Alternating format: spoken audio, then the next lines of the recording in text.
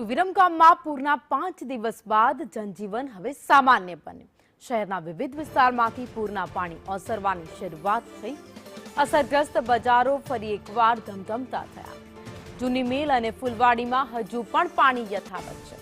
વરસાદથી બિસ્માર રસ્તાઓનું સમારકામ શરૂ કરવામાં આવ્યું। તંત્રએ ખાડા પૂરવાની કામગીરી હાથ ધરી। તો વિરમગામના દ્રશ્યો તમે જોઈ રહ્યા છો, જ્યાં ભારે વરસાદ બાદ છેલ્લા 5 દિવસથી તમામ વિસ્તારો પાણીમાં ગરકાવ હતા, પરંતુ હવે એ પાણી ઓસરવાની શરૂઆત થતા ધંધા રોજગાર ફરી એકવાર શરૂ થયા છે અને લોકોએ પણ રાહતનો શ્વાસ લીધો, કારણ કે વિરમગામમાં અનેક વિસ્તાર એવા હતા જે બેટમાં ફેરવાઈ ગયા હતા। લોકોના ઘર, દુકાન, તમામ જગ્યાઓ પર પાણી જ પાણી જોવા મળતું હતું, જ્યાં હવે તમામ જગ્યાઓ પરથી પાણી ઓસરી ગયું છે, પરંતુ લોકોને ભારે નુકસાન વેઠવાનો પણ વારો આવ્યો।